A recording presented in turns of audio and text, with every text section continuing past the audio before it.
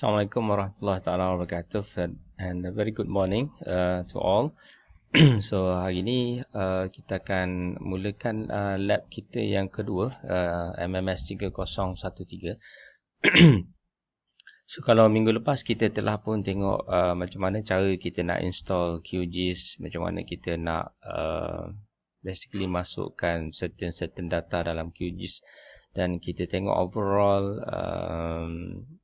dia punya appearance dalam QGIS, apa window yang berkaitan dan sebagainya. So minggu ni kita akan buat a bit advanced sikit. So kita akan install additional plugin di dalam QGIS. Plugin ni macam modul lah, ataupun kalau macam dalam dalam Microsoft Word tu, kita masuk sebagai contohnya Mendeley ataupun mana-mana Grammarly dan sebagainya ke dalam Word. So di dalam QGIS pun sama, kita boleh install plugin yang lain ke dalam QGIS untuk menambah function QGIS tu. So hari ni kita akan tengok macam mana cara nak install plugin tu dalam QGIS, dan kita akan tengok macam mana nak create satu vektor data yang baru. Sebab sebelum ni data jalan, data admin, data water boundary yang saya bagi minggu lepas tu adalah data yang telah orang buat. Okay, so minggu ni kita akan tengok macam mana kita nak buat data vektor kita sendiri. Okay, right. So seperti biasa kita mulakan QGIS kita, right.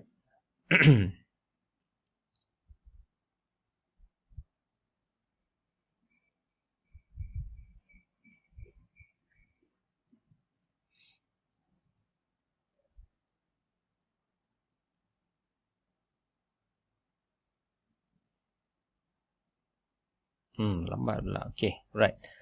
So seperti biasa kalau kita mula-mula buka QGIS, kalau kita pakai shortcut dia akan keluar macam ni lah.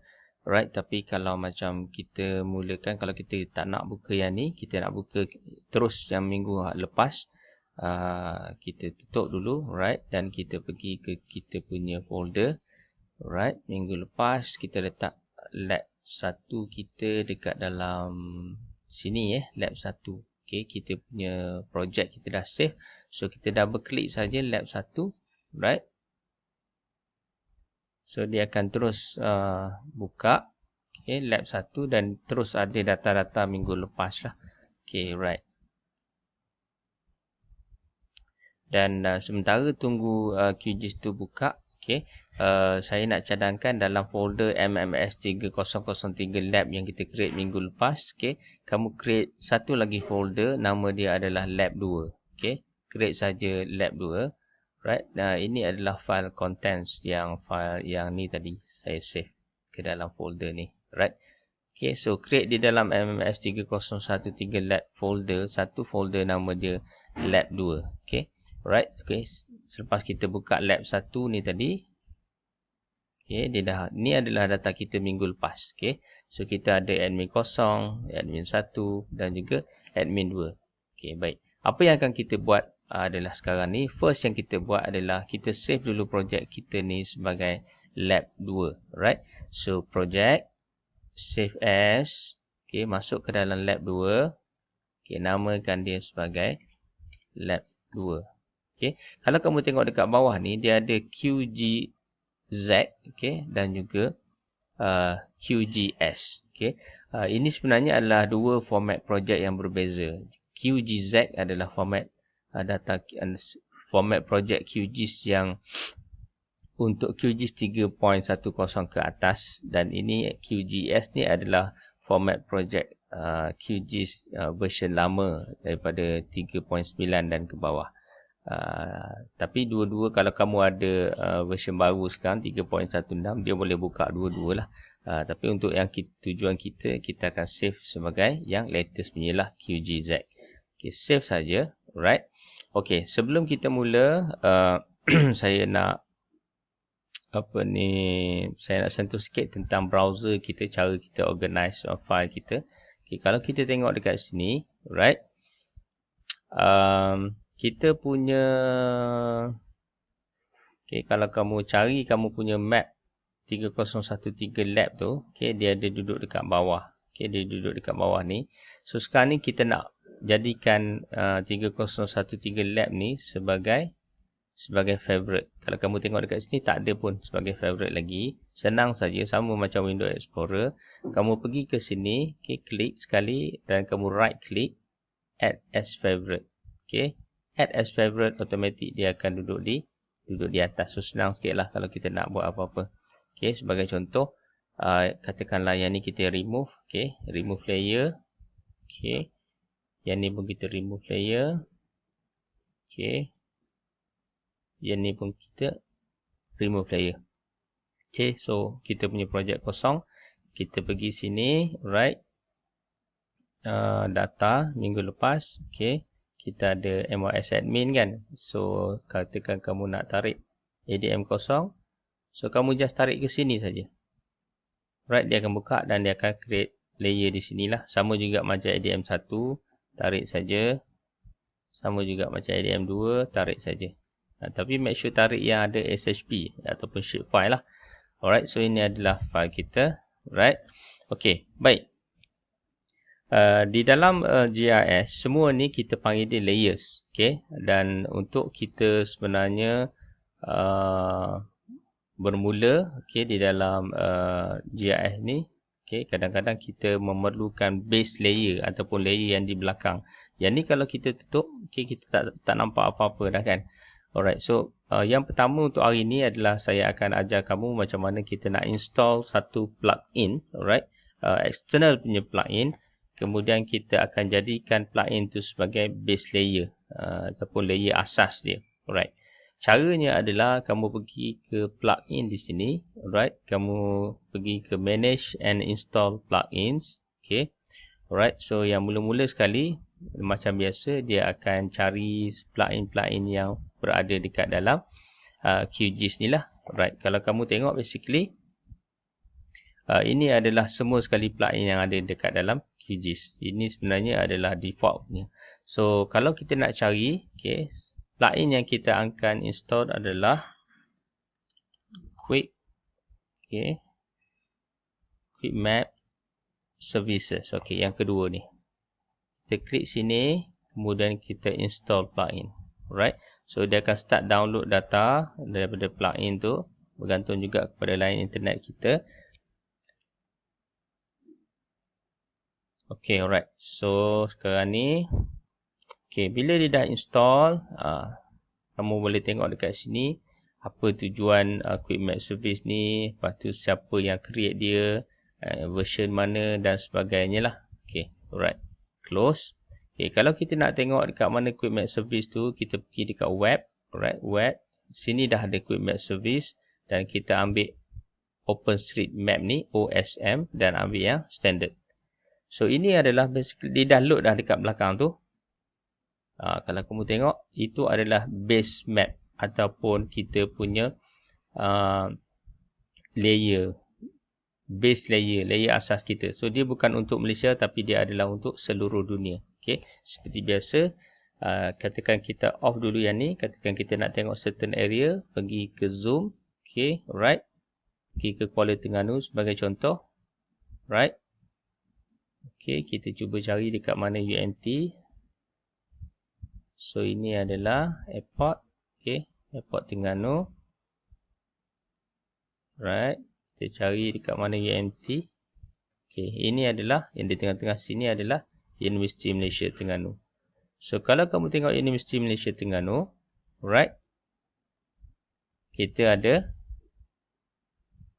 ada beberapa bangunan yang kita boleh cam dekat sini. Pusat Islam di sini, Sultan Mizan punya Dewan di sini. Okay, bangunan Chancellery dia ada tulis kat situ. Alright. Dan ini adalah basically water bodies yang ada dekat dalam UMT. Alright. So bangunan-bangunan lain ada yang tak lengkap lagi pun dekat dalam ni. Okay, yang belum dilabelkan. Alright. So yang first kali yang akan kita buat, okay, pada hari ini adalah kita akan cuba create satu vector layer untuk bangunan dulu. Alright, untuk bangunan dulu. So, kita akan cuba digitize beberapa bangunan dekat dalam UMT. Okey. Okey, rumah fellow, kolej kediaman, blok 1, Dewan Tertutup Serbaguna. So ini adalah sport complex. Kita cuba create beberapa vektor lah. Alright. Okey, baik. Cara nak create vektor adalah, okey, baik. Kamu pergi ke layer, alright. Kemudian kita create layer. Kemudian new shapefile layer. Klik new shapefile layer. Okey, kamu nak namakan shapefile kamu ni dengan satu nama, klik di sini 3 ni. Klik, kemudian pergi ke lab 2, alright. Di bawah lab 2 create satu lagi folder, nama dia shapefile. Okey, double klik shapefile. So kamu namakan ini sebagai buildings. Right? Save. Okey, baik. Selepas kamu namakan dia shapefile tu sebagai building, sebagai vector file tu sebagai building, file encoding biarkan UTF-8. Geometry type ni adalah sangat penting. Okey.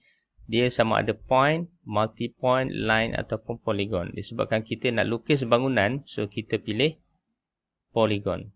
Alright. Okey, baik. So, dekat field list ni secara default dia dah ada ID, integer dan 10. Yang ni saya nak kamu highlight dan kamu remove dulu yang ni. Alright. Kemudian, new field kita nak tambahkan.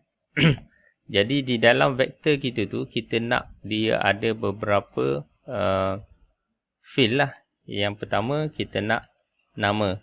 Okay. Name. Alright, name. Kemudian, jadikan dia text data, tak apa. Length dia 80 default. Kemudian, add list. Okay. Field yang kedua, ataupun column yang kedua, kita nak supaya building kita tu ada number. Kemudian, kita pilih whole number. Dan juga kita add saja. So, kita buat dua je dulu, tak apa. Name dan number je dulu. And then kita klik OK. Alright. So, kalau kamu perasan dekat sini, alright, dia telah pun create buildings punya shapefile. Okay. Tapi kalau kamu off base layer OSM standard, kamu tak nampak apa-apa. Okay. Sebab buildings ni, shapefile ataupun vector file bernama building ni sekarang ni, dia cuma seolah-olah macam satu kertas tracing paper, kertas yang kosong saja. Kita belum ada benda yang kita trace lagi.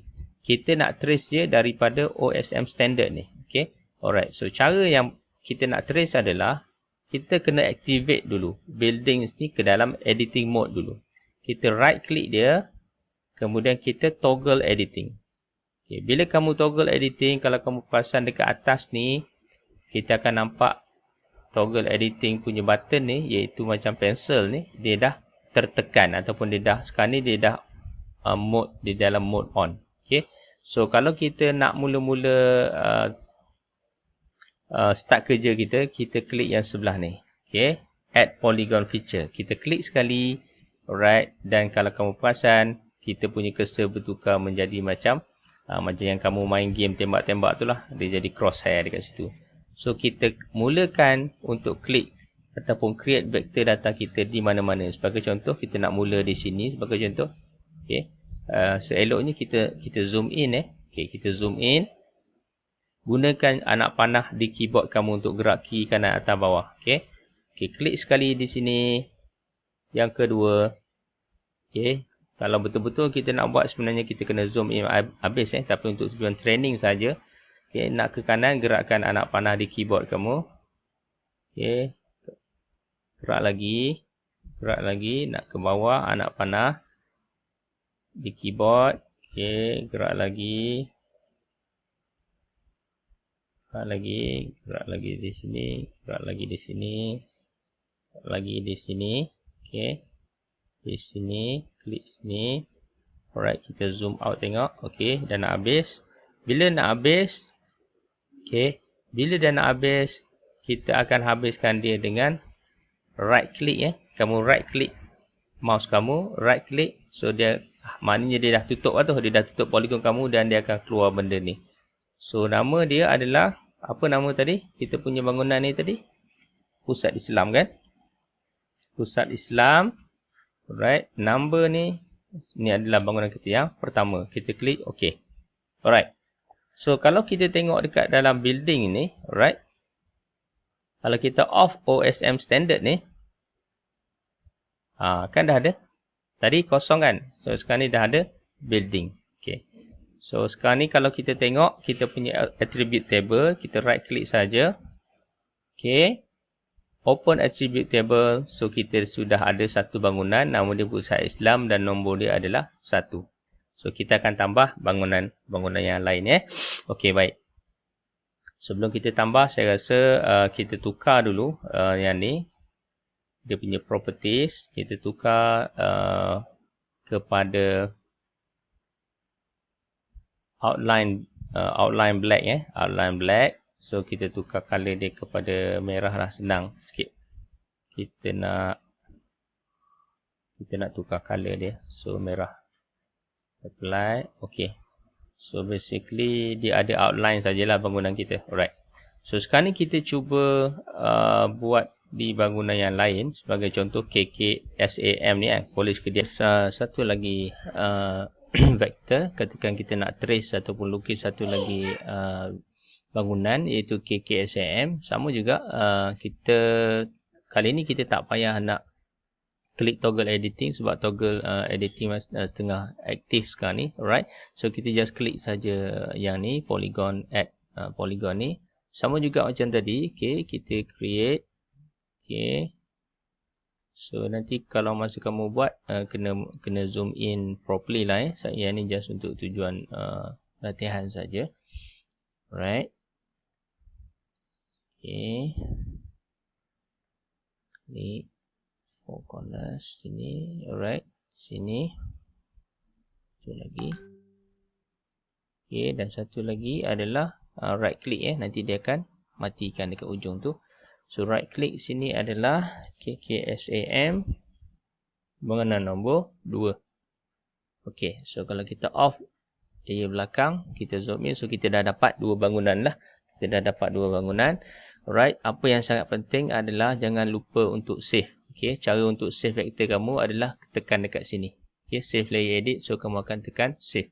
So, kalau kamu nak stop editing, kamu tekan yang ni saja sekali lagi. So, dia akan stop editing lah. So, dia akan stop editing dan basically habislah kita punya tracing. Okay. Baik. So, sekarang ni kita nak tengok. Open attribute table. So, kamu sudah ada 2 bangunan. Alright. So, kalau kamu nak label dia, kamu right click. Properties. Okay. Labels. Okay. Okay. No labels sekarang ni. Kita pakai single labels. Okay. Apa yang kita nak label adalah name. Alright. So, kita try apply. So, kamu nampak dekat situ. Kita nampak dekat sini. So, dia dah nama dia dah keluar. Pusat Islam. KKSAM. Lepas tu dan juga Pusat Islam dekat sini. Alright. So, kalau kamu nak ubah font. Kamu nak ubah dia punya size. Semua ada dekat sini. So, play around dengan yang ni. Alright. So, ini adalah cara untuk kita tambah vektor. Dan juga kita tambah base layer tadilah. Ataupun base map tadi. Alright. So, untuk tujuan lab pada hari ini. Tugas kamu adalah untuk create 10 bangunan. Alright. 10 bangunan. Dan saya nak kamu create juga yang ni water bodies ni. Saya nak kamu create. So basically ada 2 lah water bodies dekat dalam bangunan UNT ni. Satu adalah yang ni. Alright. Satu lagi adalah yang ni. Alright. Dan juga satu lagi saya nak kamu tambah 10 points. Okay. Alright. So 10 bangunan, 2 water bodies dan 10 points. Okay. Macam mana cara nak points tadi saya dah beritahu macam mana caranya. Alright.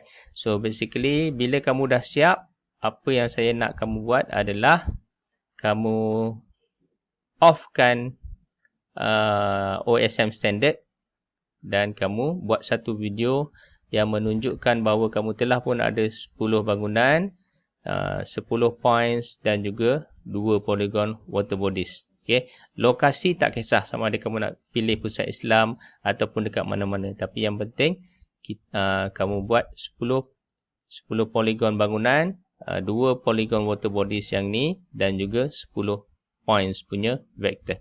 Alright. Dan kamu submit video kamu nanti sama juga macam dalam e-learn. Alright. So, terima kasih semua. Selamat menyiapkan lab 2. Assalamualaikum warahmatullahi wabarakatuh dan salam sejahtera.